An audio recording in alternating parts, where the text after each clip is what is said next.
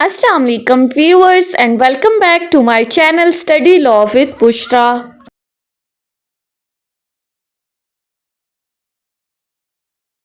So we are discussing fingertips lectures of Law Gate, and in today's video we are going to start a new subject, that is Kanun-e-Shahadat Order 1984. But before starting the discussion, I request you all to please subscribe to my channel and don't forget to press the bell icon for latest updates. Do share this video with your friends and don't forget to comment your feedback. So let's move towards the discussion. कानूनी शहादत order 1984 से पहले जो act prevail कर रहा था that was evidence act 1872, यानी कि गवाही से मुतालिक एविडेंस से मुतालिक जो कानून था वो एविडेंस एक्ट 1872 था।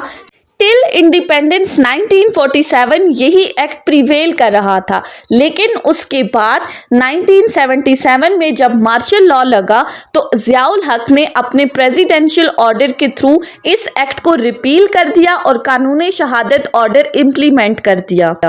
अब इस ऑर्डर को पास करने का बेसिक पर्पस क्या था? In order to bring the evidence act in accordance with the Islam, के लॉ को इस्लामिक इंजंक्शंस के अकॉर्डिंग लाया जाए as per article 227 of constitution of Pakistan 1973। अब ये जो कानून है, कानूनी शहादत ऑर्डर, ये किसके मुतालिक है? ये गवाही के मुतालिक है।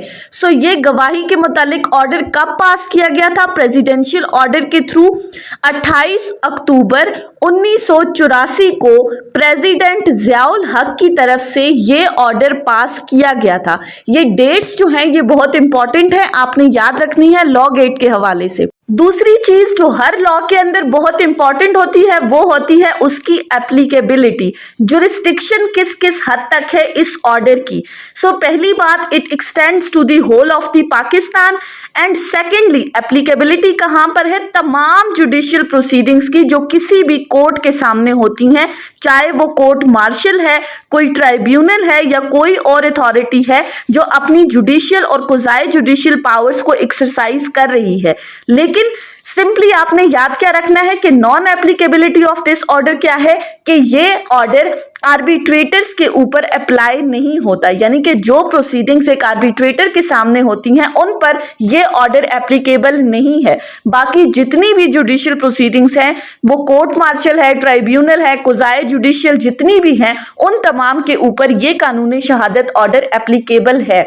ये भी लॉ गेट के अंदर पूछा जाता है कि इस ऑर्डर की एप्लीकेबिलिटी कहाँ पर नहीं है। सो आपने याद रखना है आर्बिट्रेटर्स के ऊपर ये अप्लाई नहीं होता। अब कानूनी शहादत गवाही से मुतालिक कानून है, तो हमने सबसे पहले देखना है कि गवाही देने वाला कौन है। विटनेस जो वर्ड विट से निकला है, जिसका मतलब है इंटेलिजेंट, कैपेबल, जिसके पास इंटेलेक्चुअल कैपेबिलिटीज हो, यानी कि ऐसा पर्सन जो कोर्ट ऑफ लॉ के अंदर आया है किसी डॉक्यूमेंट्स को प्रूव करने के लिए, उसकी इतनी इंटेलेक्चुअल कैपेबिलिटीज होनी चाहिए कि वो माइन्यूटली चीज़ों को ऑब्जर्व करे, उनको अपने माइंड में स्टोर करे एंड देन एक्सप्लेन इट और reproduce it before the court of law. तो ऐसे पर्सन को हम कहते हैं कि वो कौन है? आइडियल विटनेस है। अब इस कानूनी शहादत ऑर्डर के अंदर डिफरेंट क्वेश्चंस हैं। गवाह कौन हो सकता है? गवाही कौन दे सकता है? कितने बंदे हैं जो गवाही दे सकते हैं? नंबर ऑफ द विटनेसेस, कौन ऐसे लोग हैं जो कि गवाही नहीं दे सकते ऑल्दो वो कॉम्पिटेंट हैं? फिर किन चीज़ों से मुतालिक गवाही दी जा सकती है? क्या कौन से ऐसे सर्कमस्टांसेस हैं जिनमें गवाही देनी है? सो इन तमाम क्वेश्चंस को हम वन बाय वन डिस्कस करेंगे अपने इस फिंगर टिप्स लेक्चर के अंदर। सबसे पहले हम स्टार्ट करते हैं आर्टिकल 3 से। आर्टिकल 3 बात करता है हु मे टेस्टिफाई, जो हमारा पहला क्वेश्चन है कि कौन गवाही दे सकता है। सो आर्टिकल 3 ने सबसे पहली बात करते हुए कहा all persons shall be competent to testify, बात ही खत्म कर दी। आर्टिकल 3 ने कहा कि तमाम लोग गवाही दे सकते हैं, लेकिन शर्त क्या रखी है गवाही के लिए? कि ऐसे बंदे जो कि कंडीशन क्या है कि जो के सवालों को समझने की सलाहियत रखते हैं, who understands the question and give rational answers to those question, जिनके अंदर इतनी सलाहियत है कि वो सवाल को समझे और उसके बाद उस सवाल का दुरुस्त जवाब दें, तो वो तमाम लोग कॉम्पिटेंट हैं गवाही देने के लिए।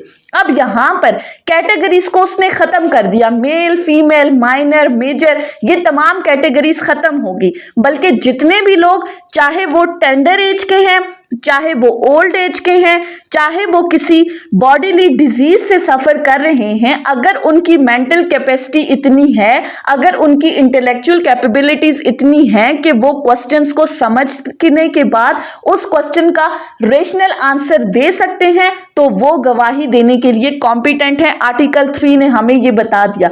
सो आर्टिकल 3 के अंदर कैटेगराइज नहीं किया हुआ एजेस को, कैपेबिलिटीज को, बल्कि सिर्फ क्या कहा, अंडरस्टैंडिंग होनी चाहिए। अगर आपकी अंडरस्टैंडिंग अच्छी है तो आप एविडेंस के लिए कोर्ट में कॉम्पिटेंट हो। फिर इसी तरह आगे एक प्रोवाइजो दी है कि अगर कोई बंदा पर्जरी कमिट कर रहा है, यानी कि उसने कोर्ट ऑफ लॉ में पहले फॉल्स एविडेंस दिया था, तो उसको एलिजिबल विटनेस कंसिडर नहीं किया जाएगा। लेकिन फिर फर्दर इसी प्रोवाइजो को कोर्ट मजीद एक्सप्लेन करते हुए लॉ में कहा गया कि अगर तो कोर्ट सेटिस्फाई हो जाती है that he has repented and मेंडेड his veg, उसने अब इन तमाम कामों को छोड़ दिया है और अपना रास्ता दुरुस्त कर लिया है, then he is a reliable witness. Now the court can accept him as an ideal witness, as a competent witness. So perjury के लिए भी कंडीशन रखती कि अगर he has mended his ways and repented, then he will be consider a competent witness. फिर तीसरी बात इसी आर्टिकल 3 के अंदर बताई गई है कि कॉम्पिटेंसी ऑफ विटनेस जो है, उनकी क्वालिफिकेशंस को इन accordance with the Islam determine किया जाएगा। यानी कि जो होली कुरान और सुन्ना के अंदर एक विटनेस की क्वालिफिकेशंस बताई गई हैं। अब क्या क्वालिफिकेशंस है? अंडरस्टैंडिंग ऑफ द पर्सन, उसकी प्रॉपर अंडरस्टैंडिंग होनी चाहिए। फ्रीडम फ्रॉम बायसनेस, वो किसी के फेवर में गवाही ना दे, बाइस्ड ना हो। और थर्डली तज़कियत शुहूद का जो शर्त है वो रखी गई है। तज़कियत शहूद कौन है? ऐसा पर्सन जो कि पाकीज़ा गवाह है, जिसने कोई गुनाह कबीरा कमिट नहीं किया, वो क्लीन हैंड्स के साथ कोर्ट में गवाही देने के लिए आया है, तो वो कॉम्पिटेंट है। सो आर्टिकल 3 ने क्या कहा? All persons who are capable of understanding the questions and give rational answers to those questions irrespective of their age and bodily diseases। इसी तरह पर्जरी कमिट करने वाला पर्सन भी एलिजिबल विटनेस कंसिडर किया जाएगा if he has repented and मेंडेड his veg. अब पहला question तो हमने डिस्कस कर लिया कि कौन गवाही दे सकता है। फिर दूसरी बात, हमने दूसरा क्वेश्चन कहा था कि कौन से ऐसे बंदे हैं कि जो ऑल्दो कॉम्पिटेंट हैं, वो क्वेश्चंस को समझ सकते हैं, लेकिन फिर भी वो गवाही नहीं दे सकते। सो आर्टिकल 4 टू आर्टिकल 16 इस चीज को एक्सप्लेन कर रहा है कि ऐसे persons who are although a competent witness but can not be compelled as a witness in the court of law, वो कौन कौन से लोग हैं। सो हम इन आर्टिकल्स में उसको डिस्कस करेंगे। जिनको इम्यूनिटी दी गई है, who are enjoying the extra benefit which is granted by the law, their communication is privileged, they are given the legal benefit। So article 4 to 15 deals with the classes of privileged communication। सबसे पहली class है जजेस and magistrates. इनको आप compel नहीं कर सकते regarding their on conduct in the court of law, and if anything comes to their knowledge during the case, इस चीज के लिए आप उनको कंपेल नहीं कर सकते। They are given the privilege, आप इनको एज अ विटनेस कोर्ट में अपीयर होने के लिए मजबूर नहीं कर सकते। लेकिन अगर कोई ऐसी चीज जो कि उस मैजिस्ट्रेट के सामने हो रही है, वो उसमें आई विटनेस है, तो उस चीज के लिए उसको विटनेस बुलाया जा सकता है। Secondly, communication between the husband and wife, married couple के दरमियान ड्यूरिंग द मैरिज जो भी कम्युनिकेशन हुई है उसको डिस्क्लोज नहीं करवाया जा सकता। नेक्स्ट है हमारे पास स्टेट अफेयर्स के unpublished records of the state के लिए स्टेट ऑफिशियल्स को कंपेल नहीं किया जा सकता कि वो कोर्ट ऑफ लॉ में आके आंसर करें उन रिकॉर्ड्स के बारे में। फोर्थली, ऑफिशियल कम्युनिकेशंस, जो ऑफिशियल पर्सन्स हैं वो भी आंसरेबल नहीं है for what they are doing in their official capacity, they are privileged. Secondly, professional communication है most importantly between the client and his advocate, doctor and his patient, वो भी privileged हैं। आप इस चीज़ के लिए भी कंपेल नहीं कर सकते कि उस कम्युनिकेशन को डिस्क्लोज किया जाए। इसी तरह जो क्लर्क्स वगैरह हैं, इंटरप्रेटर्स हैं, all the other officers working in the office of advocate is regarded is the privileged. Strangers को आप कंपेल नहीं कर सकते। इसी तरह जो इन्फॉर्मर ऑफ द ऑफेंस है, जो आपको किसी ऑफेंस की इंफॉर्मेशन दे रहा है, उसको भी आप कंपेल नहीं कर सकते कि वो इस चीज़ को कोर्ट ऑफ लॉ के अंदर आके डिस्क्लोज करे। इसी तरह आर्टिकल 4 to 15 में ये तमाम कैटेगरीज हमें बताई गई हैं जिनके अंदर इन तमाम कैटेगरीज ऑफ द पर्सन्स को प्रिविलेज दी गई है, एक्स्ट्रा बेनिफिट दिया गया है, इम्यूनिटी दी गई है कि इनके दरमियान जितनी भी कम्युनिकेशंस हुई हैं उनको कोर्ट ऑफ लॉ में डिस्क्लोज नहीं कराया जा सकता। ऑल्दो ये तमाम पर्सन्स कॉम्पिटेंट हैं, क्वेश्चंस को समझ सकते हैं, लेकिन फिर भी ये कोर्ट ऑफ लॉ में आकर गवाही नहीं दे सकते। नेक्स्ट है हमारे पास आर्टिकल 16। आर्टिकल 16 बात करता है एक्म्प्लिस की, जिसको हम अप्रूवर भी कहते हैं। विटनेस ऑफ द स्टेट होता है, वादा माफ गवाह, पार्टनर इन क्राइम, सुल्तानी गवाह, यानी कि एक ऐसा को एक्यूज जिसका क्रिमिनल एक्ट के साथ ऐसा रिलेशन है कि वो अदर एक्यूज को जॉइंटली चार्ज कर सकता है। Accomplice active participator of the crime है। गिल्टी एसोसिएट इन क्राइम है who makes the admission of facts showing that he has the conscious hand in the offence. Article 16 कहता है कि accomplice competent witness है against the accused person in ताजीर cases, लेकिन हदूद cases के अंदर ये कॉम्पिटेंट विटनेस नहीं है। याद रखने वाली बात यह है, हदूद केसेस के अंदर accomplice is not a competent witness, ताजीर केसेस के अंदर एक्म्प्लिस कॉम्पिटेंस विटनेस है। एक्म्प्लिस क्यों अनट्रस्टवर्दी ऑफ द क्रेडिट है, वो विटनेस क्यों नहीं बन सकता? Because he has come under the umbrella of the pardon. वो पर्जरी कमिट कर सकता है, वो अपना गिल्ट जो है वो दूसरे पर्सन को शिफ्ट कर सकता है। सो हमारे दूसरे क्वेश्चन का आंसर भी हमें मिल गया कि ऐसे कौन से लोग हैं जो कॉम्पिटेंट हैं लेकिन वो गवाही नहीं दे सकते। अब आ जाते हैं हम अपने तीसरे क्वेश्चन के ऊपर, जो कि है किन चीजों से मुतालिक गवाही दी जा सकती है। चैप्टर 3 इसको डिस्कस कर रहा है, लेकिन उससे पहले हमारा एक क्वेश्चन रह गया, वो है आर्टिकल 17। आर्टिकल 17 ने हमें क्या बताया है? Number of the witness. जब पहले हमने कहा कौन गवाही दे सकता है, तो दूसरा क्वेश्चन हमने कहा कि कितने बंदे जो हैं वो एज विटनेस कोर्ट में अपीयर हो सकते हैं। सो आर्टिकल 17 इनको डिस्कस कर रहा है। आर्टिकल 17 में कहा गया है the competence of the person and the number of witnesses required shall be determined in accordance with the injunctions of the Islam laid down in Holy Quran and Sunnah। Holi Quran और सुन्ना में जो विटनेसेस के number बताया गया है, हम उन्हीं को आगे लेकर चलेंगे। सबसे पहली बात है सिविल केसेस में, यानी कि फाइनेंशियल मैटर्स के अंदर कितने विटनेसेस होंगे, फ्यूचर ऑब्लिगेशंस में कितने विटनेसेस होंगे। shall be by 2 men or 1 man and 2 women so that one may remind the other and the evidence shall be led accordingly। Financial matters के अंदर आपने याद रखना है एक मर्द और 2 औरतें उसके साथ, या फिर 2 मर्द। अब ये चीज आपने याद रखनी है। अक्सर लॉ गेट के अंदर आपसे सवाल पूछा जाता है कि फाइनेंशियल मैटर्स के अंदर कौन कौन गवाही दे सकता है। सो आपको ऑप्शंस कुछ इस तरह से दिए जाते हैं कि 1 मेल और 2 वोमेन, और का वर्ड यूज किया जाता है, 1 मेन और 2 वोमेन। फिर सेकंड ऑप्शन आपको दिया जाता है कि 2 मेन, या फिर थर्ड ऑप्शन आपको दिया जाता है 1 मैन एंड 2 वोमेन। एंड और का डिफरेंस आपने याद रखना है। या फिर फोर्थ ऑप्शन आपको दिया जाता है कि 4 फीमेल्स। सो आपने क्या याद रखना है कि फाइनेंशियल मैटर्स के अंदर वैसे तो 2 एडल्ट मेल मेंबर्स होंगे, लेकिन जहां पर 2 मेल मेंबर्स नहीं है तो एक मेल के साथ 2 फीमेल उस एक के बदले में आएंगी, यानी कि एक के बदले में दो औरतों की गवाही कंसीडर की जाएगी। सो जहां पर ऑप्शन होगा 1 मेल प्लस 2 फीमेल, तो आप उस ऑप्शन को टिक करोगे, या अगर कहीं पर दिया होगा 4 फीमेल तो वो ऑप्शन भी करेक्ट है। लेकिन जहां पर हो 1 मेल और 2 फीमेल्स तो वो और वाला ऑप्शन कभी भी करेक्ट नहीं है। ये चीज आपने याद रखनी है, हमेशा स्टूडेंट्स इसमें गड़बड़ कर देती हैं।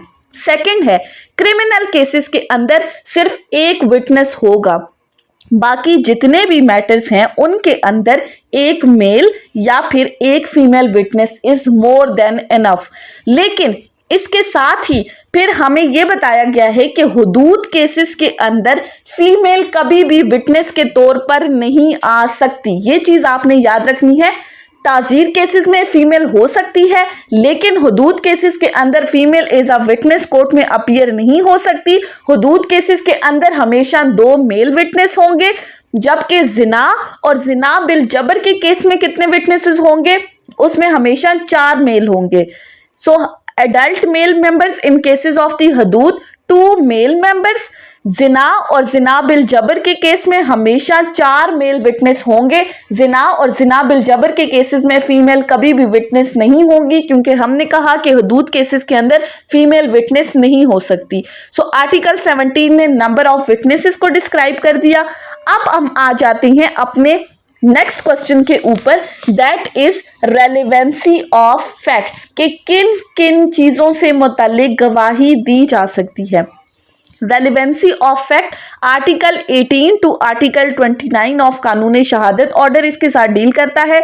सबसे पहले हम देख लेते हैं कि फैक्ट इटसेल्फ क्या है। फैक्ट को डिफाइन किया गया है आर्टिकल 2 सब क्लॉज डी के अंदर, कि फैक्ट क्या है, ऐसी चीज जो कि हम अपने सेंसेस से परसीव कर सकते हैं, वो हमारे पास क्या है, वो फैक्ट है। या कोई भी mental condition of which person is conscious, वो फैक्ट है। फैक्ट 2 तरह के होते हैं, एक फैक्ट इन इशू और एक होता है रेलिवेंट फैक्ट।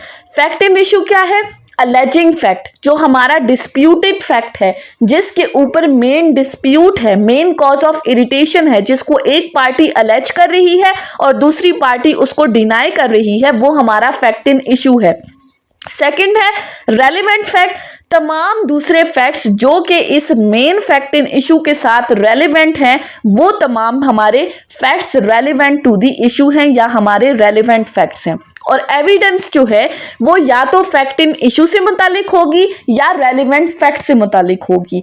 अब इन रेलिवेंट फैक्ट्स और फैक्ट्स इन इशू को हम एक एग्जाम्पल से समझते हैं। फॉर एग्जाम्पल, एक जगह है और उस जगह पर लेट्स सपोज कराची है, कराची के किसी एरिया में 1 अक्टूबर 2023 को किसी पर्सन का मर्डर हुआ है, यानी कि ए ने बी का मर्डर किया है। अब ये जो मर्डर है ये क्या है, ये मेन फैक्ट है, ये हमारा डिस्प्यूटेड फैक्ट है। इस तमाम सिनेरियो को आप अपने माइंड में रखते हैं, ए और बी का मर्डर क्या है, वो फैक्ट इन इशू है। सी एक तीसरा बंदा है जो कहता है कि मैंने ए को देखा है बी का कत्ल करते हुए। सो ये भी हमारा क्या है, फैक्ट इन इशू है, मेन कॉज ऑफ इरिटेशन है, डिस्प्यूटेड फैक्ट है। जबकि इसके ऑपोजिट डी एक तीसरा बंदा है जो आकर ये कहता है कि मैंने कुछ दिन पहले ए को बी को धमकी देते हुए सुना था कि मैं तुम्हारा कत्ल कर दूंगा, तो मुझे लगता है कि उस धमकी के असरात में आके ए ने बी का मर्डर कर दिया है।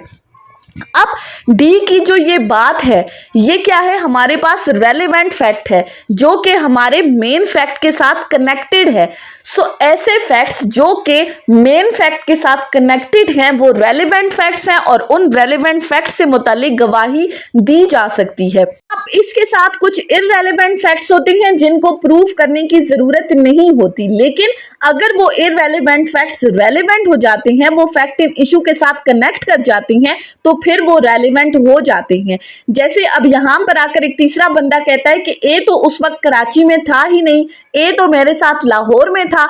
सो ये सो ये क्या है, ये है plea of alibi, proving one self otherwise than the place of crime. कि ऑब्वियसली एक बंदा अगर लाहौर में है तो वो कराची में आके मर्डर तो नहीं कर सकता, वो दोनों जगहों पर एक साथ तो मौजूद नहीं हो सकता। सो ये article 24 sub clause 2 plea of alibi, जो कि हमेशा एक्यूज की तरफ से लिया जाता है, हमेशा क्रिमिनल केसेस में लिया जाता है। ये क्या है, other things in other connection. So fact in issue हमेशा सेम डेट पर सेम प्लेस पर कोई भी ऐसे facts that are happening on the same place and same date that are called fact in issue, जो कि आर्टिकल 19 रेस्ट जस्टिस के बारे में बता रहा है। जबकि रेलिवेंट फैक्ट क्या है, facts on any other place any other time but still they are relevant because they are connected to the main fact. अब इसके अलावा मजीद कुछ फैक्ट्स हैं जो कि हमारे मेन इशू के साथ रेलिवेंट हैं, जैसा कि मोटिव है, इंटेंशन है, यानी कि ऑफेंस कमिट करने के पीछे का मकसद क्या था। मोटिव रेलिवेंट है, इंटेंशन रेलिवेंट है, प्रिपरेशन रेलिवेंट है, previous and subsequent conduct relevant है, यानी कि आपकी conduct before and after the fact in issue, after commission of the offence, वो भी रेलिवेंट है। इसी तरह criminal conspiracy, things done by conspirator in reference to the common design, उसका हर एक्ट जो है वो रेलिवेंट है। इसी तरह facts that are showing the existence of state of body, mind और बॉडीली फीलिंग्स, वो भी रेलिवेंट है। फैक्ट्स इंसिडेंटल और एक्सीडेंटल, ये तमाम फैक्ट्स भी जो हैं वो रेलिवेंट हैं। अगर कोई कस्टम है, कोई यूजेज है जो कि पर्टिकुलरली मेन इशू के साथ लिंक कर रहा है तो वो भी रेलिवेंट है। रूटीन वर्क जो है वो हमारा रेलिवेंट नहीं है, लेकिन सर्टेन सिचुएशंस ऐसी अराइज हो जाती हैं जिनके अंदर हमारा रूटीन वर्क भी जो है वो रेलिवेंट कंसिडर हो जाता है। अब रूटीन वर्क जो है वो कब रेलिवेंट कंसिडर होता है, सो आर्टिकल 29 इस चीज को डिस्कस कर रहा है। फॉर एग्जाम्पल जो टीसीएस सर्विस है, यानी कि फलां लेटर फलां बंदे तक पहुंचा था या नहीं, सो रूटीन वर्क में जो टीसीएस वाला बंदा है वो अपने काम कर रहा है, सो अगर किसी वजह से वो पार्सल उस तक नहीं पहुंचा, सो ये रूटीन वर्क भी फिर रेलिवेंट कंसिडर हो जाएगा। सो आर्टिकल 18 to 29 में क्या चीज याद रखने वाली है, फैक्ट्स दो तरह के होते हैं, फैक्ट इन इशू और रेलिवेंट फैक्ट्स, और दोनों फैक्ट्स जो हैं वो प्रूव किए जा सकते हैं इन द कोर्ट ऑफ लॉ। उसके बाद आ जाते हैं हम अपने नेक्स्ट टॉपिक के ऊपर, जो कि है एडमिशंस और कन्फेशंस।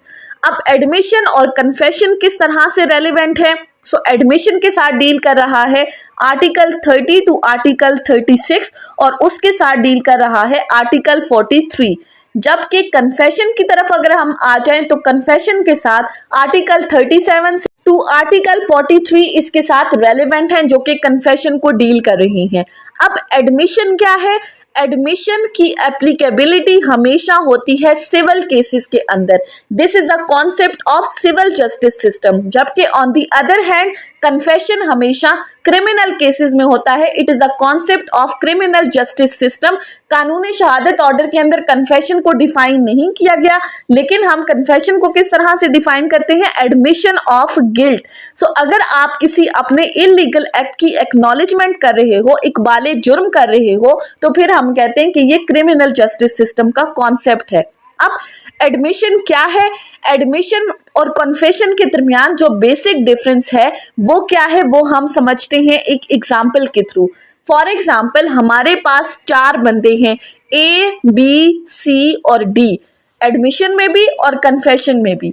अब ए एक बंदा है जो कि आके इस चीज का एडमिट कर रहा है, इस चीज का एतराफ कर रहा है कि हमारा एक और ई पर्सन है, उसके साथ एक कॉन्ट्रैक्ट हुआ था। ए ने एक स्टेटमेंट दी तमाम लोगों के बिहाफ पे।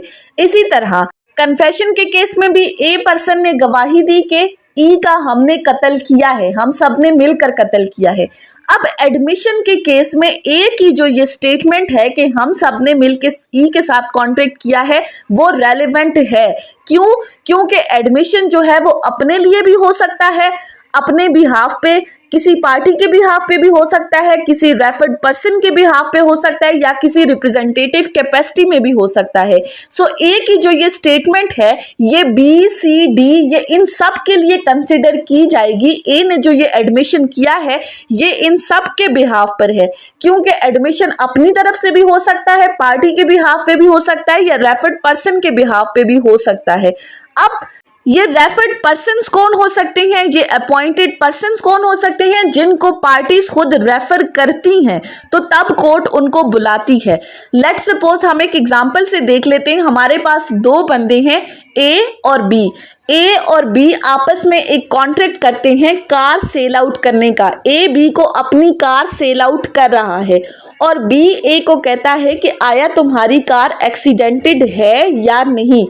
तो ए बी को सेटिस्फाई कर देता है कि मेरी कार एक्सीडेंटेड नहीं है, जिस पर बी पर्सन ए के साथ कॉन्ट्रैक्ट करके उसकी ये कार खरीद लेता है। अब होता क्या है कि कुछ देर बाद ये भी दोबारा ए के पास आता है और कहता है कि तुमने मुझसे झूठ बोला था, तुम्हारी कार एक्सीडेंटेड है। जिस पर ए कहता है कि मैंने ये कार मैकेनिक की शॉप से उठाई थी, सो हम मैकेनिक से पूछ लेते हैं कि आया ये कार एक्सीडेंटेड है या नहीं। सो यहाँ पर ए ने रेफर कर दिया मैकेनिक को। अब मैकेनिक आया, उसने इस कार को चेक किया और उसने कार चेक करते हुए कहा कि ये कार पहले से एक्सीडेंटेड थी। बी पर्सन का इसमें कोई फॉल्ट भी नहीं है। सो ये थर्ड पर्सन मैकेनिक को जो अपॉइंट किया है ये क्या है, रेफर्ड पर्सन है। और इन रेफर्ड पर्सन्स की जो स्टेटमेंट है वो वैलिड एडमिशन कंसिडर की जाएगी। अब इसी तरह इन एडमिशंस के साथ आर्टिकल 43 है जो कि बात करता है स्टॉपल की, कि admission acts as a estoppel. Estoppel क्या है, स्टॉपल मीन्स टू स्टॉप, यानी कि एडमिशंस के बाद आप अपनी स्टेटमेंट से रिट्रैक्ट नहीं कर सकते, आप अपनी स्टेटमेंट से मुकर नहीं सकते। ऑल्दो एडमिशन कंक्लूसिव प्रूफ नहीं है बट स्टिल ये आपको स्टॉप कर देता है, आप अपनी स्टेटमेंट से हट नहीं सकते। अब ये एडमिशंस आइदर ऑरल होते हैं, रिटन होते हैं, फॉर्मल होते हैं, इनफॉर्मल होते हैं, आउटसाइड द कोर्ट हो, इनसाइड द कोर्ट हो, इनकी एविडेंट्री वैल्यू बिल्कुल सेम रहती है। सो एडमिशन का हमने डिस्कस कर लिया कि एडमिशन क्या है, वो कौन कर सकता है। अब आ जाते हैं कन्फेशन के ऊपर। अब कन्फेशन में ए ने जो ये स्टेटमेंट दी थी कि हम सब ने मिलकर ई का मर्डर किया है, ये तमाम लोगों के बिहाफ पे कन्फेशन कंसिडर नहीं किया जाएगा, क्योंकि कन्फेशन हमेशा वन सेल्फ के लिए होती है।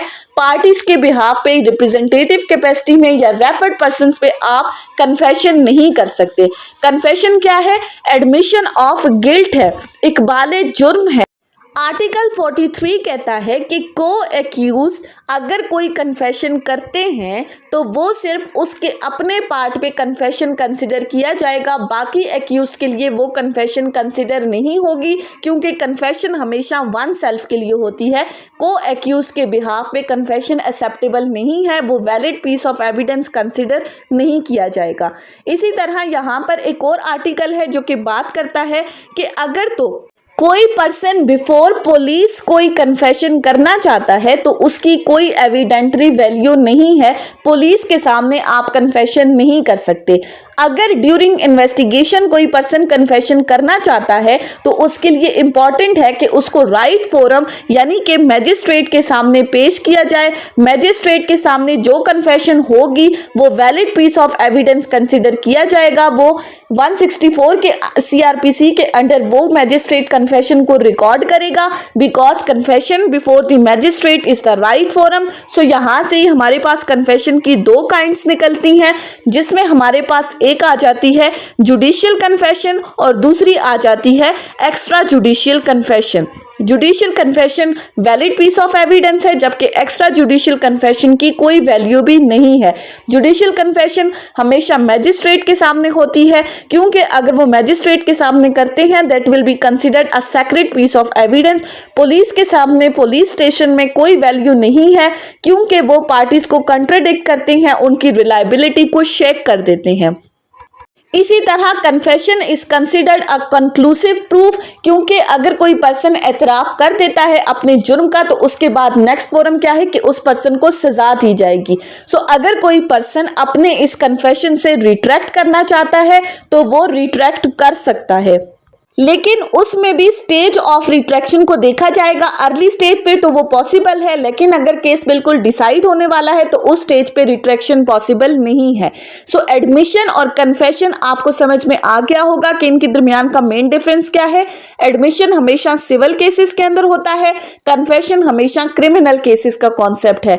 एडमिशन जो है वो अपने पार्ट पे भी होता है, पार्टीज के बिहाफ पे भी और रेफर्ड पर्सन्स के बिहाफ पे भी होता है, लेकिन in the other hand confession जो है वो हमेशा अपने लिए होता है, बाकी पर्सन्स के बिहाफ पे कन्फेशन नहीं किया जा सकता।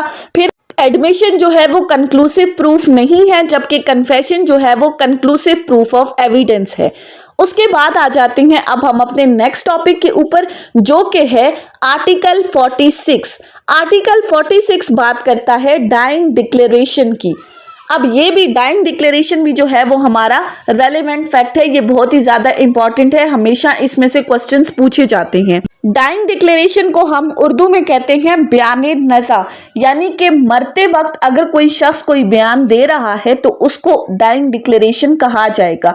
Dying mean the person who is about to die and declaration mean statement. So statement given by the person who is about to die just before his death, that will be called a dying declaration. अब dying declaration के essential elements क्या हैं कि person जो ये statement दे रहा है वो उसके बाद उसकी डेथ वाकया होना जरूरी है, यानी कि उसकी डेथ को प्रूफ करना मस्ट है। सेकेंडली, जो वो पर्सन स्टेटमेंट दे रहा है वो कुछ ऐसे फैक्ट्स के मुतालिक दे जिससे उसकी मौत वाकया हुई है, यानी कि वो जो हालात व वाकयात अपनी स्टेटमेंट में एक्सप्लेन करे वो उसकी कॉज ऑफ डेथ को लिंक कर रहे हो, वो उसकी कॉज ऑफ डेथ को एक्सप्लेन कर रहे हो, तो फिर वो डाइंग डिक्लेरेशन होगी। थर्डली, स्टेटमेंट जो है वो कंप्लीट होनी चाहिए, कॉम्प्रिहेंसिव होनी चाहिए, और जब ये सेंसिबली डाइंग डिक्लेरेशन हो जाएगी, then this dying declaration will be considered a valuable piece of evidence. और अगर इसमें कोई एक एसेंशियल जो है वो मिसिंग है तो फिर इसके लिए कॉरबोरेशन की जरूरत होगी।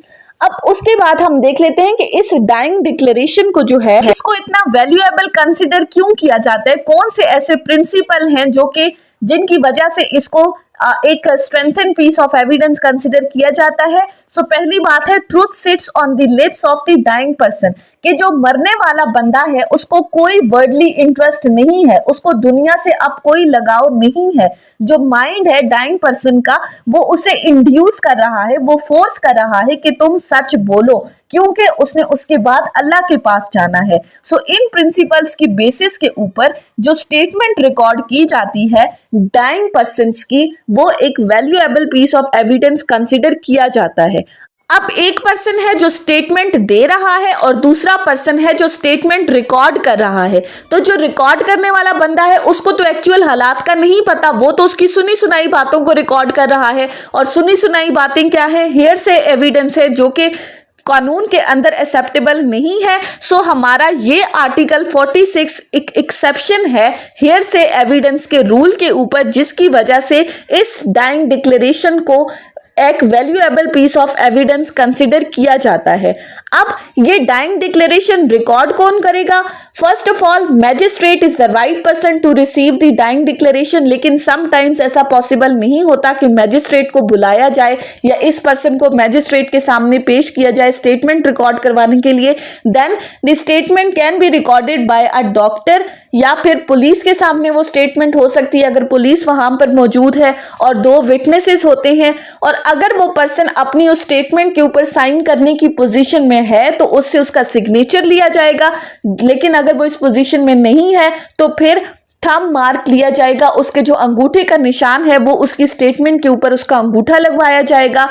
अनऑथराइज्ड पर्सन की गैदरिंग को जो है वो डिस्करेज किया जाएगा during the recording of the statement, क्योंकि आउटसाइड का इन्फ्लुएंस नहीं होना चाहिए स्टेटमेंट के ऊपर। वो बंदा अपने हालात को खुद एक्सप्लेन करे जो कि उसने देखा है, एक प्रॉपर प्रोसीडिंग्स की तरह इसको रिकॉर्ड किया जाएगा, यानी कि प्रॉपर फोरम होना चाहिए कि ताकि वो बंदा बगैर किसी के दबाव में आए अपनी मर्जी से अपनी चीज़ों को एक्सप्लेन करे जो कि उसने देखा है। सो आर्टिकल 46 के अकॉर्डिंग डाइंग डिक्लेरेशन जो है वो रेलिवेंट फैक्ट है, वो एक valuable piece of evidence consider किया जाता है। उसके बाद आ जाते हैं आर्टिकल 59 के ऊपर। आर्टिकल 59 बात करता है ओपिनियन ऑफ थर्ड पर्सन्स या एक्सपर्ट ओपिनियंस व्हेन रेलेवेंट। अब article 59 is also an exception to the hearsay rule of the evidence. क्यों ये हेयरसे एविडेंस का एक्सेप्शन है? क्योंकि एक्सपर्ट्स जो हैं वो कोर्ट के अंदर आके अपने ओपिनियंस के अकॉर्डिंग, अपने एनालिसिस के अकॉर्डिंग, अपने मुशाहिदे के अकॉर्डिंग जो है वो चीज़ों को एक्सप्लेन करते हैं। उन्होंने चीज़ों को डायरेक्टली होते हुए नहीं देखा होता, इसलिए सुनी सुनाई बात होती है। लिहाजा हम ये कहते हैं कि हेयरसे एविडेंस की एक्सेप्शन है, इन सुनी सुनाई बातों को भी रेलेवेंट कंसिडर किया जाता है। और एक्सपर्ट ओपिनियन कब लिया जाता है?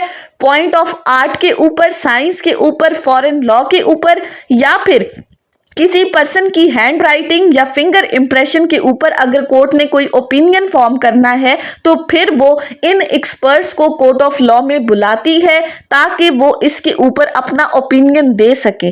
और ये जो एक्सपर्ट्स को बुलाया जाता है, इन एक्सपर्ट्स का अपनी पर्टिकुलर फील्ड में स्किल्ड होना बहुत ज़रूरी है, यानी कि उनको अपनी पर्टिकुलर फील्ड पर उबूर हासिल हो। जिस चीज़ को वो कोर्ट ऑफ लॉ में एक्सप्लेन कर रहे हैं वो उस चीज़ में स्किल्ड हो, उनको पता हो कि हम क्या चीज एक्सप्लेन कर रहे हैं।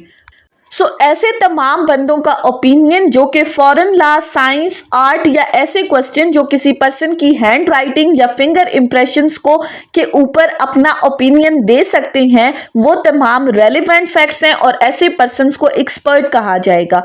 अब एक्सपर्ट्स जो हैं वो किस तरह से अपना ओपिनियन दे सकते हैं? फॉर एग्जाम्पल डॉक्टर्स को बुलाया जा सकता है कि अगर कोई एक्सीडेंट का केस है या अगर कोई मर्डर का केस है जिसमें किसी पर्सन को बुलेट्स लगी हैं, तो वो ये बता सकते हैं कि किस डायरेक्शन से लगी हैं, कितने फासले से लगी हैं अपने एनालिसिस के अकॉर्डिंग। या अगर कोई एक्सीडेंट है तो ये बता सकते हैं कि कितनी ऊंचाई से इस बंदे को गिराया गया है, यानी कि उनका जो एनालिसिस है। अब उनको एक्चुअल सीन का नहीं पता कि एक्चुअल फैक्ट्स क्या हैं, एक्चुअली ये कैसे हुआ था तमाम वाकया, लेकिन वो अपने मुशाहिदे के अकॉर्डिंग, अपने एनालिसिस के अकॉर्डिंग चीज़ों को एक्सप्लेन करते हैं। सो इसीलिए हम कहते हैं कि एक्सपर्ट ओपिनियंस जो हैं वो रेलिवेंट है and they are the exception to the hearsay rule of the evidence.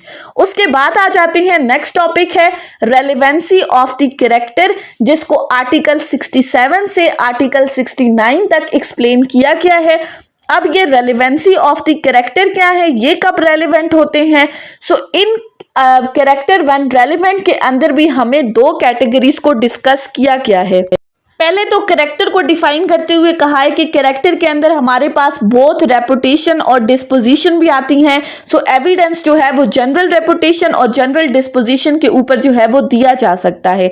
सो दो कैटेगरीज हमारे पास कौन कौन सी हैं इस कैरेक्टर से रिलेटेड? आर्टिकल 67 to 69 में सबसे पहली बात की जाती है सिविल केसेस की, कि सिविल केसेस में कैरेक्टर किस हद तक रेलिवेंट है। सेकंड चीज आती है क्रिमिनल केसेस की, कि क्रिमिनल केसेस में कैरेक्टर की रेलिवेंसी किस हद तक है।